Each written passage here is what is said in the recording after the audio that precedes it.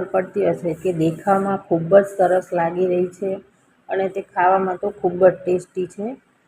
તો જો તમે એકની એક પૂરી ખાઈને કંટાળી ગયા હોય અને કંઈક નવીન પૂરી બનાવવા માગતા હોય તો છે ને આ પૂરી એકવાર જરૂર ટ્રાય કરવા જેવી છે.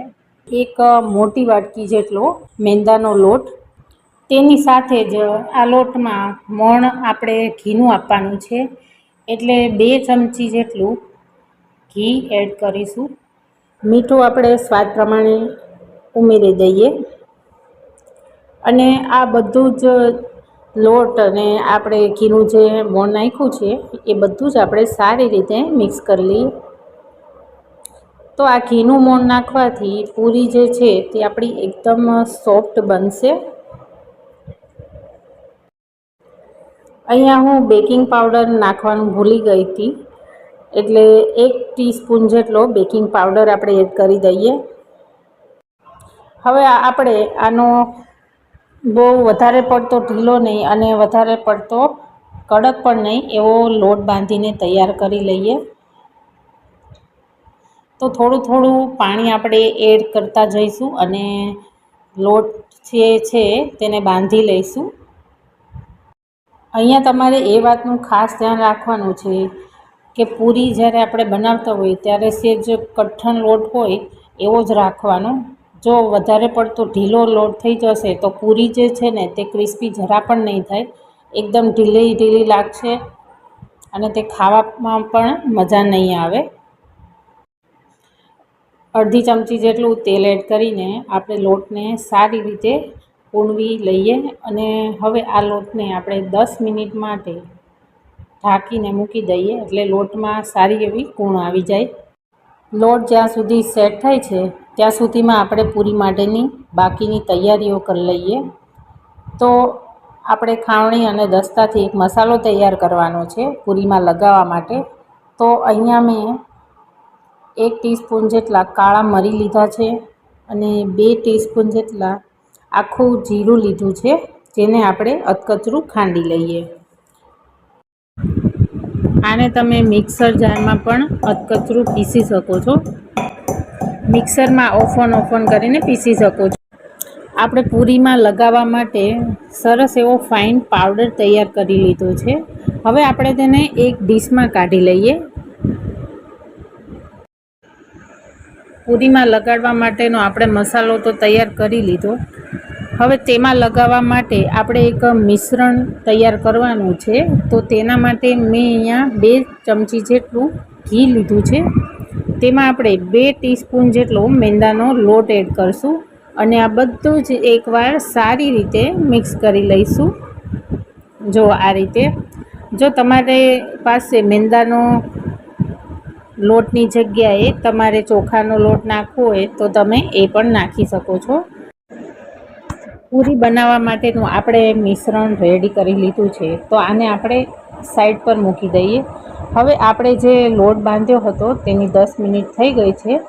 તો હવે લોટ છે તેને આપણે એકવાર સારી રીતે મસળી લઈએ.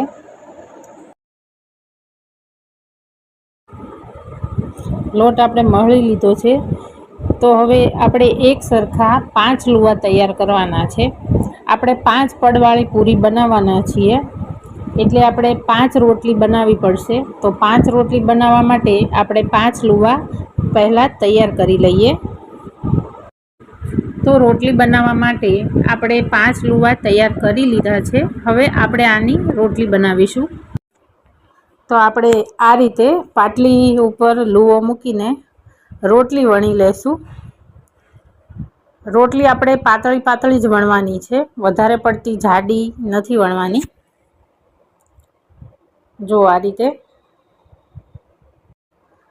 તો મેં આ રીતની રોટલી વણીને તૈયાર કરી લીધી છે, જો તમે જોઈ શકો છો. તો હવે આપણે આગળની પ્રોસેસ કરીશું.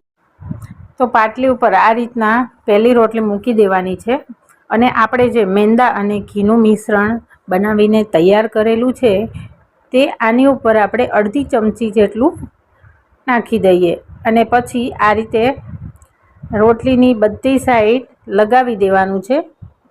જો આ રીતના.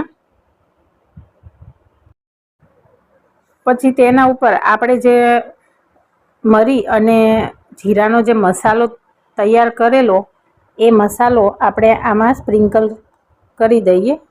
તમે વધારે કે ઓછો તમારા ટેસ્ટ મુજબ તમે નાખી શકો છો. હવે એ મસાલો નાખ્યા બાદ બીજી રોટલી આપણે તેની ઉપર મૂકી દઈશું અને સેમ આપણે જે પહેલાં પ્રોસેસ કરી હતી એ જ રીતે ઘી અને મેંદાનું જે મિશ્રણ બનાવ્યું છે તે ફરી એકવાર રોટલીની બધી સાઈડ સરખી રીતે આપણે લગાવી દઈશું. પછી ફરી એકવાર મરી અને જીરાનો મસાલો આપણે આની ઉપર સ્પ્રિંકલ કરી દઈશું. જો આ રીતે. હવે ત્રીજી રોટલી જે છે તે આની ઉપર પાથરી દઈશું આપણે અને ફરી ઘી અને મેંદાનું જે મિશ્રણ છે તે રોટલીની બધી જ સાઈડ સરખી રીતે લગાવી દઈશું. પછી પાછો મરી અને જીરાનો મસાલો સ્પ્રિંકલ કરી દઈશું અને પછી આપણે જે ચોથી રોટલી વણી છે તે ચોથી રોટલીને આપણે આની ઉપર મૂકી દઈશું અને મેંદો અને ઘીનું જે મિશ્રણ છે તે રોટલીમાં સરખી રીતે લગાવી દઈશું. હવે જે મસાલો બનાવ્યો છે તે મસાલો આમાં સ્પ્રિંકલ કરી લઈએ. હવે જે આપણી પાંચમી રોટલી છે તે આની ઉપર આપણે મૂકી દઈશું. આપણે 5 રોટલી ભેગી કરી છે એટલા માટે આપણે તેને સહેજ આ રીતે વણી લેશું જેથી એમાં રહેલો જે મસાલો છે ને તે સારી રીતે આમાં બેસી જાય અને ચોંટી જાય સરખી રીતે. એટલા માટે આ રીતના જો રોટલીને વણી લેવાની છે. જો આ રીતનો નાનો ગ્લાસ હોય તે મેં લીધેલો છે. ગ્લાસમાંથી આપણે પૂરી બનાવી લેશું. તો આ રીતના ગ્લાસ છે તે થોડો વજન આપીને પ્રેસ કરી દેવાનો એટલે નાની નાની પૂરીઓ જે છે તે બનીને તૈયાર થઈ જશે. તો બધી પૂરીઓ છે તે આપણે ગ્લાસથી પ્રેસ કરીને તૈયાર કરી લીધી છે, તમે જોઈ શકો છો. અને બાકીનો જે વધારાનો લોટ છે તે આપણે આ રીતે ઉપરથી થોડો કાઢી લઈશું. હવે આપણે આ પૂરી ઉપર ડિઝાઇન પાડવા માટે આ તાવેથાની મદદથી કાપા કરી લેવાના છે. જો આ રીતના 2 કાપા આ રીતના કરી લેવાના છે. બધી જ પૂરીમાં આ રીતે કાપા કરીને રેડી કરી લીધી છે. પૂરીમાં આપણે વચ્ચે એક હોલ પાડી દેવાનો છે. તો આવું ડિસમિસ હોય તેનાથી કે પછી કોઈ આવી સળી હોય તેનાથી તમે પૂરીમાં વચ્ચે હોલ કરી શકો છો. આ હોલ કરવાનું એક જ કારણ છે કે પૂરી છે તે ફૂલે નહીં, એટલા માટે આપણે આ હોલ પાડી રહ્યા છીએ. ત્યારબાદ પૂરીમાં આપણે હવે સાઈડની કિનારી ઉપર આવી કાંટાવાળી ચમચી તો બધાના ઘરે હોય જ છે.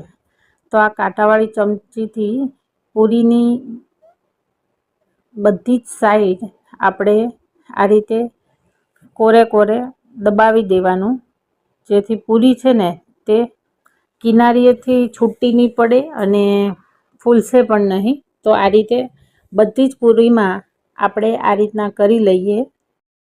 આ રીતે કરવાથી પૂરી દેખાવમાં પણ ખૂબ સરસ લાગે છે અને ફૂલશે પણ નહીં. એકદમ બિસ્કિટ જેવો શેપ આવે છે ને. અહીંયા મેં તેલ પહેલેથી જ ગરમ કરવા માટે મૂકી દીધું હતું. તો આ રીતના આપણે 5 જેવી પૂરીઓ છે તે એક ખાણવામાં તળી લઈશું. ગેસની ફ્લેમ છે તે આપણે એકદમ મીડિયમ રાખીશું. પૂરીની સાઈડ આપણે ચેન્જ કરતા જવાનું અને તેને તળી લેવાની છે. તો લગભગ 7 મિનિટ જેવું આ પૂરી તળાતા થશે. એક ઘાણવો તળાતા 7 મિનિટ જેવો સમય લાગે છે. સહેજ ગોલ્ડન કલર જેવું થાય ત્યારે આપણે પૂરીને બહાર કાઢી લઈશું. 7 મિનિટ જેવો સમય થઈ ગયો છે અને જુઓ પૂરી પણ એકદમ સરસ ગોલ્ડન થઈ ગઈ છે. તો હવે આ પૂરીને આપણે એક પ્લેટમાં કાઢી લઈશું. તો પૂરી છે તે તમને જોઈને જ ખબર પડતી હશે કે દેખાવમાં ખૂબ જ સરસ લાગી રહી છે અને તે ખાવામાં તો ખૂબ જ ટેસ્ટી છે. તો જો તમે એકની એક પૂરી ખાઈને કંટાળી ગયા હોય અને કંઈક નવીન પૂરી બનાવવા માગતા હોય તો છે ને આ પૂરી એકવાર જરૂર ટ્રાય કરવા જેવી છે. જો તમને આ પૂરીનો વિડીયો ગમ્યો હોય તો મારી ચેનલને સબસ્ક્રાઈબ કરજો, લાઈક કરજો અને શેર કરજો અને મને કમેન્ટ કરીને કહેજો કે તમે આવી પૂરી બનાવી કે નહીં. ફરી એક નવા વિડીયો સાથે આપણે મળીશું. Thank you for watching.